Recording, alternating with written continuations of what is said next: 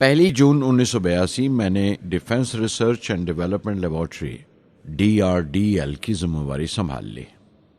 उस वक्त के defence minister Shri R Venkataraman ने जब मशवरा दिया कि बजाय दर्जा बदर्जा मिसाइल तैयार करने के हमें मुकम्मल अपनी मिसाइल तैयार करने का प्रोग्राम बनाना चाहिए, तो हमें अपने कानों पर यकीन नहीं आया और देखते देखते ही वो प्रोजेक्ट एक मुकम्मल मिसाइल का प्रोग्राम बन गया, जिसके नतीजे आइंदा बहुत दूर तक पहुंचे।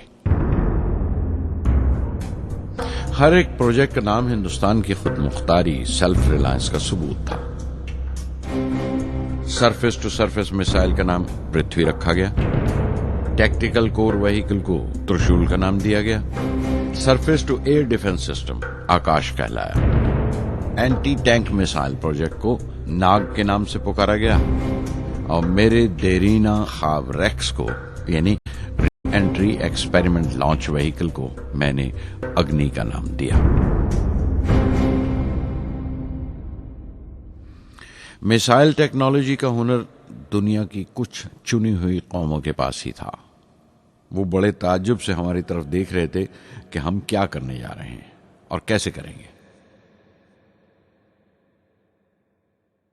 हम एक मीटिंग में बैठे हुए अपने मकसद को पूरा करने के लिए 1984 की निशानदेही कर रहे थे जब डॉक्टर ब्रह्म प्रकाश की मौत की खबर आई। मेरे लिए वो एक और सदमा था। पहली SLV की नाकामी के वक्त जिस तरह उन्होंने ढारस दी थी मुझे, वो याद करके मैं और ज्यादा गमगीन हो गया।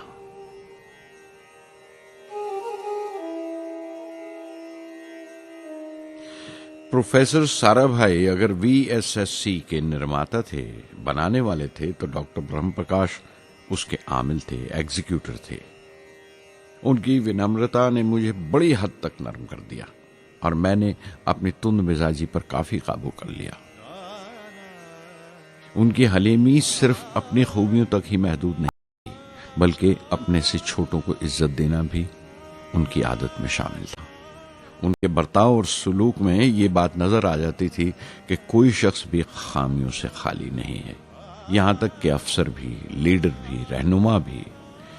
वो बहुत बड़े दानिश्वर थे। एक कमजोर से शरीर के अंदर उनमें बच्चों की सी मासूमियत थी। मुझे वो हमेशा साइंसदानों में संत नजर आते थे।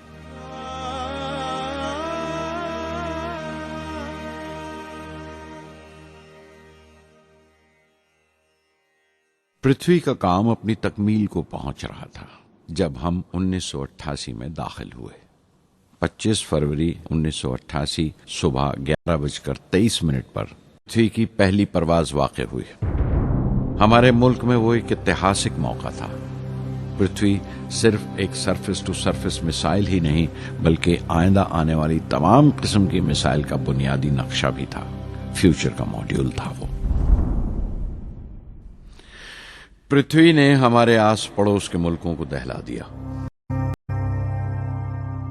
मगरबी यानी वेस्टर्न मुल्कों को पहले तो हैरत हुई, फिर गुस्से का इजहार किया और पाबंदी लगा दी इंडिया के लिए कि वो ऐसी कोई चीज बाहर के मुल्कों से न खरीद सकें जो उनके मिसाइल प्रोग्राम में इस्तेमाल हो सकती हो या काम आ सकती हो।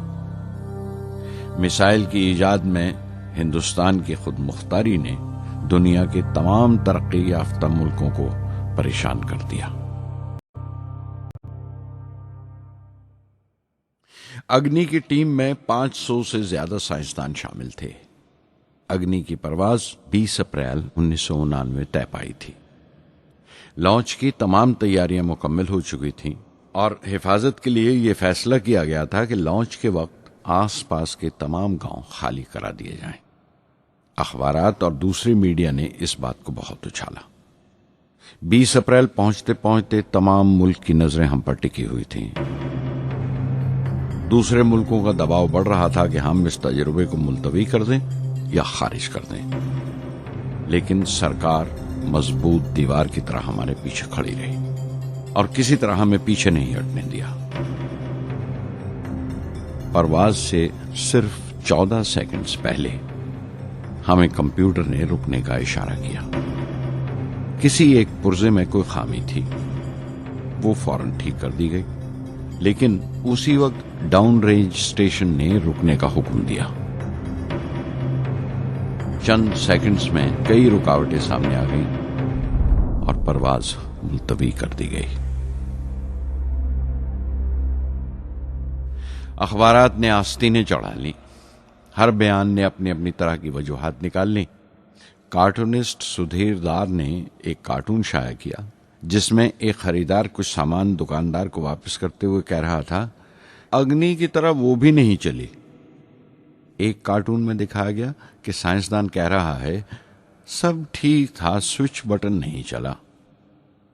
हिंदुस्तान टाइम्स के कार्टून में एक नेता रिपोर्टर को समझा रहा है, डरने की कोई बात नहीं, ये बड़ी अमन पसंद अहिंसावाद की मिसाइल है, इससे कोई मरेगा नहीं।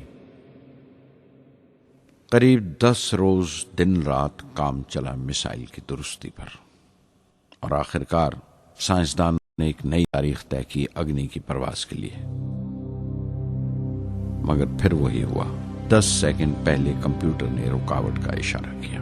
पता चला एक पुर्जा काम नहीं कर रहा है। परवाज फिर मुलतवी कर दी गई। ऐसी बात किसी भी साइंसी तजुर्बे में हो जाना आम बात है, गैर मुल्कों में भी बहुत बार होता है, लेकिन उम्मीद से भरी हुई कौम हमारी मुश्किलें समझने को तैयार नहीं थी। हिंदू अखबार में केशव का एक कार्टून छपा जिसमें एक देहाती कुछ नोट गिनते हुए कह रहा था, मिसाइल के वक्त गांव से हट जाने का मुआवजा मिला है, 2-4 बार और ये तजुर्बा मुलतवी हुआ तो मैं पक्का घर बनवा लूंगा। अमोल बटर वालों ने अपने होर्डिंग पर लिखा, अग्नि को ईंधन के लिए हमारे बटर की जरूरत है। अग्नि की मुरम्मत का काम जारी रहा। आखिरकार एक बार फिर 22 मई की तारीख अग्नि की परवाज के लिए तय पाई। उसकी पिछली रात doctor Arunachalam, general KN Singh और मैं डिफेंस मिनिस्टर KC पंत के साथ चहलकदमी कर रहे थे। पूरे चांद की रात थी, हाई टाइड का वक्त था और लहरें गरज गरज कर खुदा की अजमत का नाम ले रही थी। कल अग्नि की परवाज कामयाब होगी या नहीं, बार बार यही सवाल हमारे दिमाग में गूंज रहा था।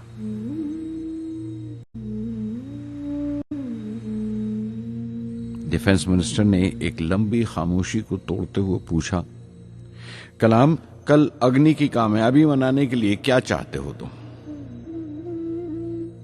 मैं क्या चाहता था? क्या था जो नहीं था मेरे पास? अपनी खुशी के इजहार के लिए मुझे क्या करना चाहिए? और अचानक मुझे जवाब मिल गया, हम 1 लाख पेड़ों की कोंपलें लगाएंगे, मैंने कहा और उनके चेहरे पर रौनक आ गई। तुम अपनी अग्नि के लिए धरती मां का आशीर्वाद चाहते हो, बोले। कल यही होगा, उन्होंने पेशगोई की।